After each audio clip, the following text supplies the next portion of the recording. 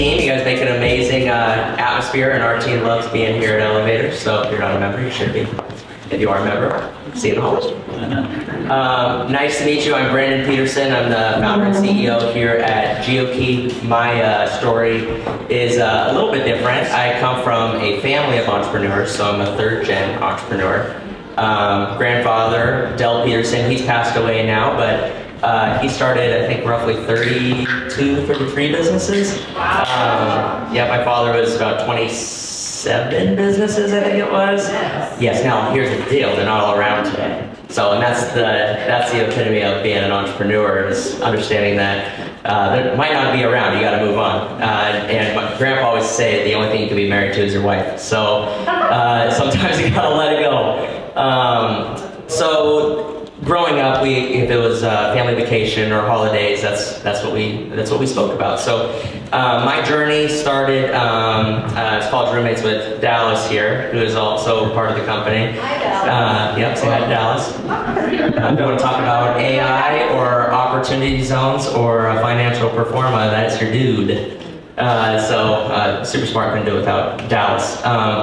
But through our journey, even through college, we were always brainstorming and starting ideas. So we wanted to start a company to be able to text and you could come and get picked up.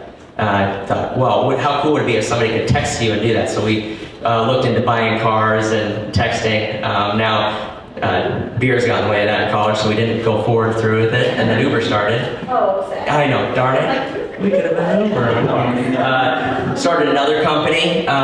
We have our car dealer's license, so started an e-commerce site where you could go in and pick which car you wanted. And so we worked with auction companies to do that, and then we would get cars and then deliver them to people. Ended up falling through, but Carvana, dang. So we started a couple other things. We had a co-working space on 32nd Leavenworth called Watts Co-working. We started a real estate project. We did a lot of just odds and ends things. And through those journeys, we learned a lot of stuff. We learned how to raise money. We learned how to manage and have good cultures. We learned how to do sales and marketing and write financial performance. And it's a lot of work. Yeah, but it's things that you have to do to become well-rounded, especially as a business owner. One of the companies we had was we had Anytime Fitness franchises, so we had a few of those. And that's where came up the idea of Geokey. So it's key fob based 24/7, and people were passing off key fobs. And I said, man, we're lacking security, no data analytics. Every time I want to sign somebody up, I have to physically meet up with them. And I said, there's got to be a better way of doing this. Well, this is part of the story that I don't say very much, but I said, well, what we could do is turnkey kiosks and spit out a fob. So I called companies in Europe and Canada to do this, but still wasn't solving the problem. What about the phone? Could the phone be the key? And so went through a journey of finding software development groups and building this out, and then found a couple guys that were software developers and bootstrapped it and started developing this software. We thought, do we want to build our own hardware components? And we said, well, we're not hardware engineers. What do the big tech companies do? They're just an umbrella. So Uber doesn't own the vehicles. Airbnb doesn't own the real estate. Could we take that same methodology and transfer that into mobile access control and make partnerships there? And that's what we did. We got an issued patent on using location services to open doors. And that actually got issued last year, which was really a big thing. Yep, we were really excited about that. And we went out to go find our first clients. So we started small retail, we started in gyms. I don't know if you know Tony Goins, who owns the Capital Cigar Lounge, previously our Director of Economic Development for Nebraska. I pitched him on the idea because he was doing this new lounge, and he said, Brandon, he's got a lot of energy, he's awesome, great mentor to me today, but Brandon, if you can open up this cigar box in a week, you got my business. And I was like, sure thing, Tony, can do. I go back to the team, I go, I don't know how the hell we're gonna do this, but we gotta figure it out, because this is our first client. And so we took this Raspberry Pi controller, integrated against it, rigged it up to a cigar box, took it to him, pulled out my phone, I said, all right, Tony, here we go. I said, Laura, if you're watching right now, please open this box. Pushed unlock and the box open. He said, I'm your first client. Yeah. And that was just transformative. And it was so cool. At the time, we wanted to create amazing technology, but with amazing people, and to create amazing customer service. So the first couple of years of building this, I would support them, and I was 24/7 support with Dallas. And it'd be 2 in the morning, 4 o'clock in the morning, I would get a text or a call, and I'd wake up and I'd say, Brandon Peterson from Geokey, how can I help you? They knew who it was, I'm the only guy. But we were going to be professional about it. And we supported people, hey, I'm having issues with my app, no problem. I remember in the first days, we had some gyms, and I had one guy call me, and he goes, I'm going to be honest with you, this app kind of sucks. And I was like, can't fight you. But I will tell you this, I will be here to help you and support you. And that was just some of the early day pain points. And you had to take beatings. And I think in entrepreneurship, especially if you have a product or a service, and some people are going to tell you this sucks, you have 2 decisions. One, to be angry and your ego hits you and you're like, how am I going to move on from this? And they're wrong, and you're mad. The other one is, okay, these people are having an issue, let's support them and help them out. And guess what? I don't know what that's going to turn into, but they probably have friends and they're going to tell them about it. And that's the #1 rule, is like, put your ego aside. You're not building a business for your ego, you're building your business for a mission. And that's really important to remember as you're building that out. So through the process of Geokey, we started in small retail. We weren't making any money. Time to pivot. Where are we going? We could do padlocks, so we went into utility companies. And we went across the United States with that. Went into Fujifilm manufacturing. We went to Cal State Fire out in California. But it just wasn't quite right. So we got our first apartment, which was in West Omaha. I had one of my friends go, can you do every door in an apartment? Absolutely we can. Just like the cigar box. We'll go figure that out. And we did. And it's still going today. People are still using Geokey there. But we realized, we went, okay, this is it. We need to pivot. Sales, marketing, development, support. Everything is going to apartment complexes. We're going to go from that. And we started building our team. We got some of the team here today, and people have been here for 2 years, and they've been a part of this whole journey. Now, being hardware agnostic, we had to convince large multi-millionaire, billion-dollar companies to be our hardware suppliers. And I remember we convinced a couple of them to do it, and I won't go into that story, but I remember being in a board meeting about 2.5 years ago, and one of our investors said, go for Masterlock. I'm thinking, Masterlock? Are you kidding me? They're huge. How are we going to get them? They go, I don't know. Figure it out. I was like, okay, figure it out. So this is part of our culture, is just being relentless. So I went on LinkedIn. I connected with every single one. I messaged them every day. I went in and I put in an inquiry on their site. I want a partner, I want a partner, I want a partner, I want a partner. Until one of them hit me up and said, who the hell are you? Like, what do you want? I said, I want a 15-minute conversation. And they said, okay. And so we talked about it and said, this is what we're trying to do. And they said, oddly enough, we need a mobile access wing that is targeted towards the multifamily industry. It's perfect timing.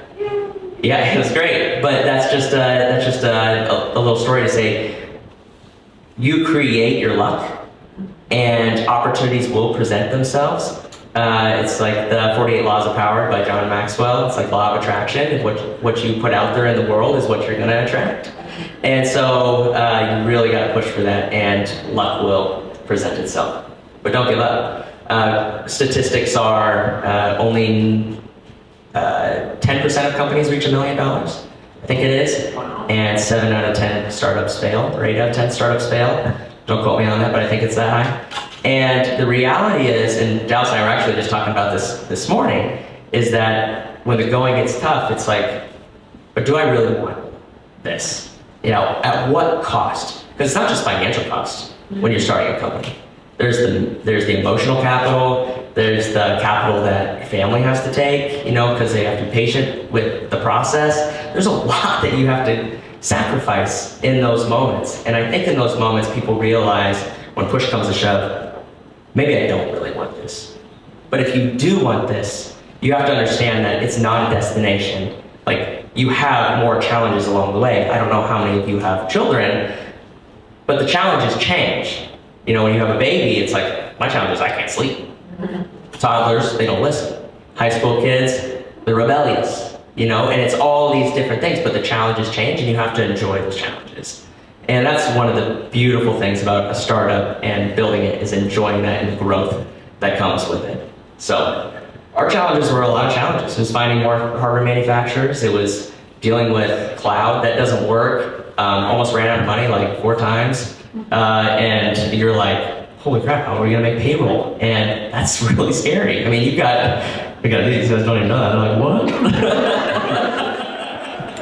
You know, but you figure it out. You go raise the money. And it's like, I'm not giving up. We are going to figure this out. You know, there was one time, it was really close.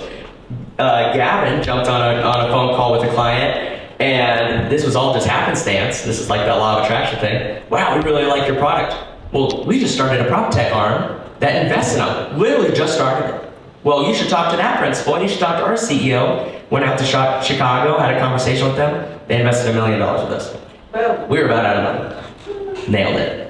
And it's just like those types of things, and it's a team working together and making it happen. So we're blessed just to have the people that we have and the product we have and the mission we have. You know, we've raised just over $5 million today. We have clients from Sacramento, California, all the way to Raleigh, North Carolina, and it's just been awesome. And we have challenges.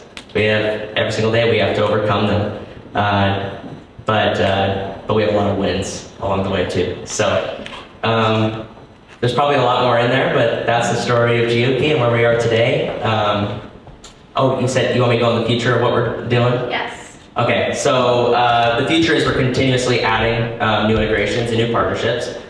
We just launched a big one last week from a company out of Salt Lake City. It was a big hardware manufacturer. I think they're top 50 fastest growing companies in the United States. We launched a partnership this next week with Yale, who was bought by Fortune Brands for $750 million. So we're going to be their mobile access wing with them. Yep, so exciting. And this summer we're looking at launching a big partnership with the largest delivery company in the United States. I legally cannot say who they are, but I'm pretty sure you can piece that together. So it's just pushing this and making it all happen. And so really excited about what's going on this next year. And from the market, not from us, obviously we'd say we're number 1, but everyone says we're in the top 3 choices out in the market today for mobile access for apartment complexes. So, I don't say that in a braggadocious way. I say that in the journey and embracing the journey, because there's been, these guys can all attest to it, which is, it's tough. And you really just got to support each other, and you got to be there for each other and pivot and learn, and don't think too much about it. You just got to go. You just got to execute. And you're probably going to learn along the way. You know, and one thing Grandpa always said, and this what stays with me and also translate into our companies, is school's never out. You never stop learning. The moment you stop learning is when you die. So if you're a lifelong learner, lifelong educator, you'll figure it out, and that's when success comes. So, thank you everyone, appreciate that. I think we're doing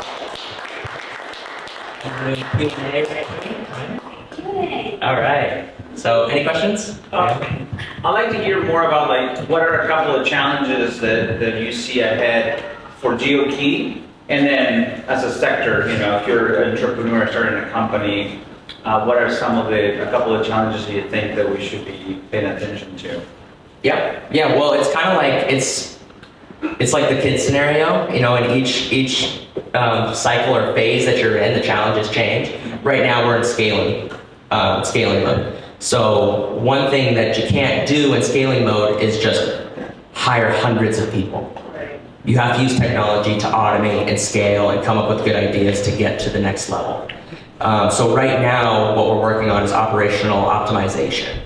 And a lot of it's utilizing technology and what can we do to make sure that we can deploy and implement correctly and support our clients and handle deals and so on. And the reality of our business is we deal with hardware and software, and we're working with a ton of third parties. So you're also managing tons of relationships, and every company is different with a different culture, with how they communicate, and so you have to navigate that too. So those are probably some of our major challenges right now. Yeah, great question. And then for the sector, for startups, what are some of the challenges you think we have? I mean, as a sector, and I know it depends on where we're at, but everybody has to raise money, so that's just that can be. I talk all day on raising money. Right. Sooner or later. Yeah, I think it comes down to first and foremost product market fit. You got to understand: is this scalable? Can I make money here? Do I have paying clients? We started in the gym world and small retail. Were we making money? Yep, sure. People were paying us. Was it worth the amount of effort that we were putting in? No. Now we're losing money. And so to understand that fact and to say, okay, let's try this. There's a book called Crossing the Chasm. Amazing book about A/B testing out in the market and using data to make better decisions rather than just, let's go that way, we're shooting at the hip. So if you haven't picked up that book, it's really good. But product market fit would be great. Then it comes into, okay, are we operationally sound or it's expense management? Are we letting money just fly out the door, or are we watching every dollar and cent that goes out? The next one would be, if you are raising money, is desperation smells terrible. Even if you're at the end of your rope, it just does not work. And finding the right partner is really tough. Let's see, I have pitched to raise money probably 250 investors. We have 5. So when you hear no, it doesn't mean it's bad. It doesn't mean it's not right. But you will learn things from your no's. So this is the ego part. You gotta take that away. You gotta understand that this isn't personal. They either weren't a right fit, it's not the right time for them. There's 100,000 variables that you gotta take into account. And you gotta understand, what do you want from an investor? Do you just want cash? Is it just the cash? Or do you want strategy?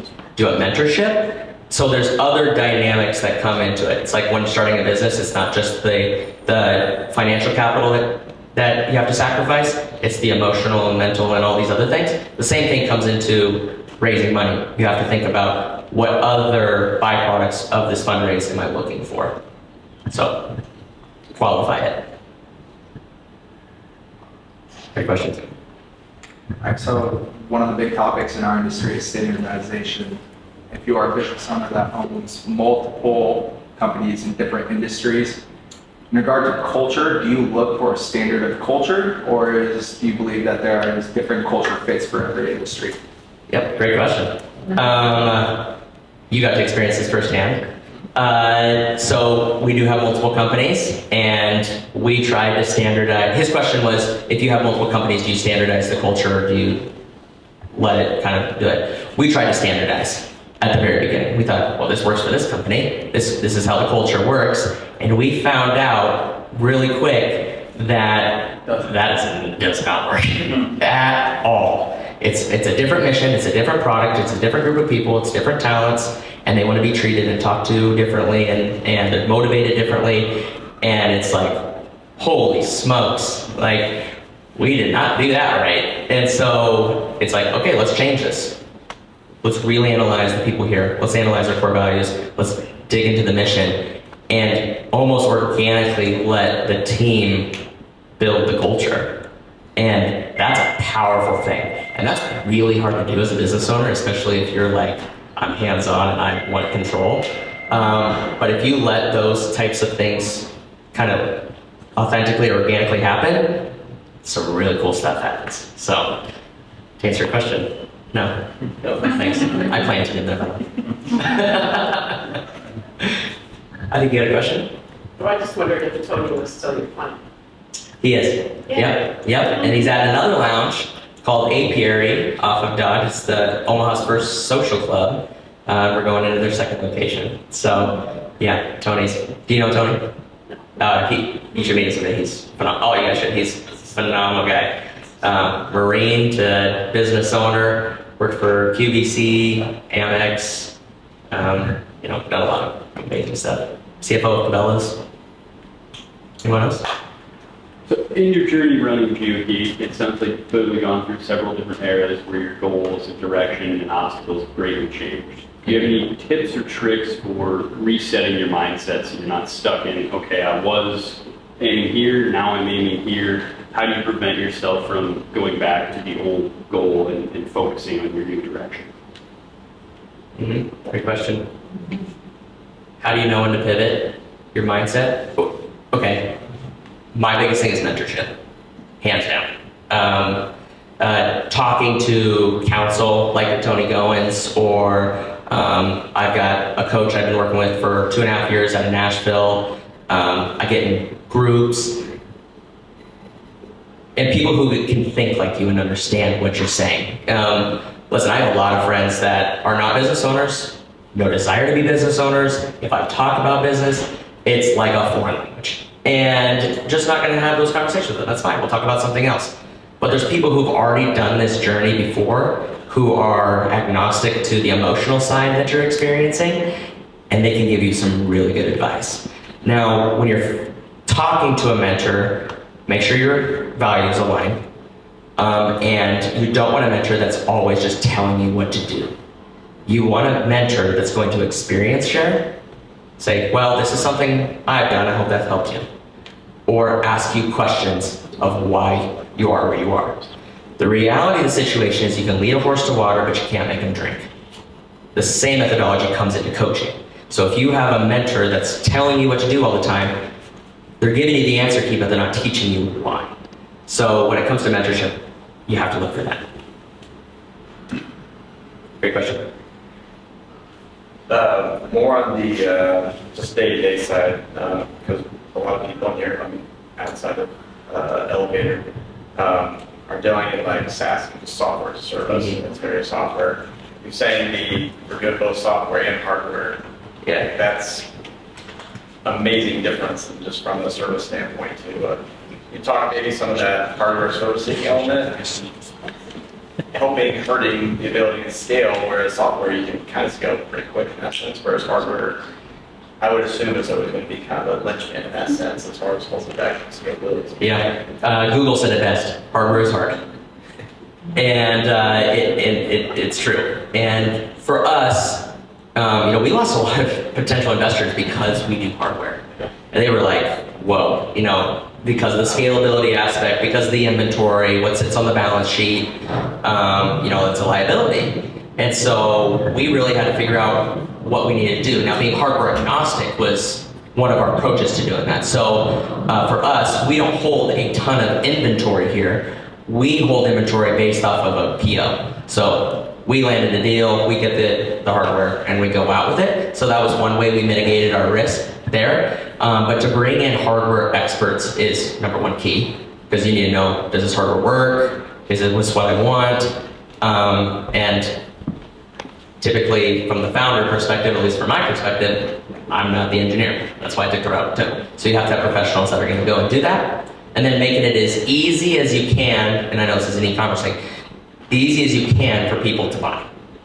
They need to understand that the process is simple. I don't have to jump through 5,000 hoops to write you a check. So if you are bringing hardware into it, make that hardware easy. And that's what I recommend to that. Any other questions? Way more tactical, but you mentioned the patent on the location-based ability to open a door.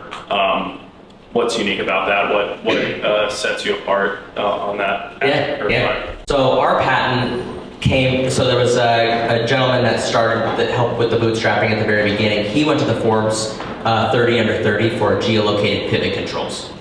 And so he said, could you take that same location-based methodology to access? And we were like, yeah, that's a great idea. What our patent covers is a smart device, the system and method of a smart device unlocking another smart device using the location base of the phone. That broad. It's crazy. When we got it issued, I was like, I cannot believe that. That's wild. That guy just been stamping that day. So what we can do now is that we don't need readers on doors, which is unheard of in the industry. If you talk to any security installation tech and you say, you don't have to install a reader, they're like, what kind of sick magic is this? And so that's one of them. Number two, and this is probably the biggest thing that makes us stand apart in the whole industry, is that we do not need managed Wi-Fi or bulk Wi-Fi to go into an apartment complex and have all of the locks online. Because what our patent covers is we use the LTE of the phone to do the credentialing. And our integrations are so deep with the Yales and Masterlocks and all these companies of the world that it just says, Geokey can unlock me, and Geokey is doing all the crazy magic on the back end. And so by doing that, we save these developers a couple $100,000 per property without putting in Wi-Fi. No one can do a retrofit in the United States better than Geokey. So how long ago did that go into effect? Well, we had a provisional patent, which was about a 3.5-year process. Yep. So then are you seeing the benefits of that already? Or? We touted the patent as a provisional patent. Yeah. But once it got issued, we were like, yeah, this is what we got. Now, we still keep it a little bit close to chest. If you're going into an infringing lawsuit, deepest pockets wins. So it's a marketing thing now. Sure. Until someday, pockets are deep. Yep. Nice. Yep, so, yeah, great question. Are you getting a patent? I'll have to think on it. Yeah, there you go. Yeah. We use Suitor Swans here at town. Oh, really? Yeah, they were fantastic. Matt Wilson and everybody there. And Matt's very engaged in the startup community too, so yeah, he's very supportive. Yeah. Anything else? This might be a tough one. What was it like to let go of your first employee? Well, I don't like letting go of anyone. If you have, I don't know, maybe you haven't. That would be amazing. I have. I've let go of more than I like, you know? I feel like that's what I'm like. Yeah, it's tough. So a couple things, and we're really starting to perfect this a little bit more, and by no means the best at it, but this is one thing we try to do. Anytime somebody comes into the company, we do what's called a North Star Challenge. So in 4 minutes, I ask them, it's a great question. Why are you born? Why were you born? What do you want to achieve or accomplish? How are you going to do it? And what's your legacy? When you're gone, what do you want to be known for? And I only give you a minute per question because I don't want you to be influenced by any family or friends or any of those types of things. And I want to know truly what you want, because what we say is, you aren't made for Geokey. You're not branded Geokey. Any job that you have is a vehicle to get you to where you want to go in life. And I hope this is the Lamborghini for you, not a broken down beater car, whatever. And so, but to know where you're going, I have to know your North Star. And then after we get done with the North Star, I share my North Star, because you got to know where I'm going. And a team is helping each other get to each other's goals. So when it gets to a point where somebody in your company is, we grade on green, yellow, red, and I could go in really long detail on all this, but I'll just say green, yellow, red. If they're in the yellow, that means there's a little thing that's wrong. We're going to sit down and we're going to do what's called a GDP. It's called a growth and development plan. So we're going to sit down and we're going to talk through this, and we're going to put measures together to improve you. If I go to the gym and I say I want to lose weight, if the trainer says, awesome, get to it, that trainer sucks. But if you write it down, and this is what's water, sleep, this is your workout plan, that's what I do. That's the coaching methodology that we aspire to take to get to the next level. If you put that together and they haven't hit that, then you can have the conversation, which is, these are things you're great at. These are things that are causing stress to me, you, and the company. I need you to do this. Can you do this? If you can't do this, I'm going to pay you to go find your new job. And I think it's pretty fair at that rate, because we've already had conversations leading up to that. Yeah. I don't think anybody should truly be blindsided. So, yeah. That's a tough one, though. That's a tough one. No matter what, even if the lead up, Yeah. the day of, and you have those conversations, there's nothing easy about those. So, and if it was easy, they should have been gone a long time ago. Right. So, any other questions? Operations, finance, marketing, sales? I have a question. How was it with your best friend? Obviously, you guys are still friends. He's sitting in that. Your best friend? No. Well, friends from college, I guess. Like you guys are. Best friend. I would say, right? Yeah, we had to treat it like a marriage, where it was like, we are just completely honest with each other, where it's like, hey, I'm gonna let you know something right now. That's missing me off. And I'm not mad at you. I don't hate you. We have to get over this because I want to continue doing this with you. And we just have like an unspoken rule that that's how we act to each other. But I know 100% he has my back and vice versa. So that's not always the case. Like, I could never go into business with my wife. That would end bad. And you gotta know that too. So, alignment in that sense. So, great questions. That's awesome. What's your number one lead generation source right now? Yeah. A lot of cold calling. We use Zoom Info. That's helped. And then we're looking at some real estate platforms that give us some leads. But we are a smile and dial kind of organization. And that's like the hustle and grind in you. And if you're too scared to pick up the phone, like, this isn't it. There's other places for you. And, you know, everyone smiles and outs. I mean, it's not just the BD, you know. If you're scared to pick up the phone and not have that conversation, it's trouble. I mean, I'm doing it too. We're all doing it. The methodology, and it's kind of an unspoken thing too, but it's like, if you don't want to pick up the shovel, then you gotta get out. Everyone's gonna shovel. So, great question. Anybody else? No? All right, so thank you, Brandon, so much.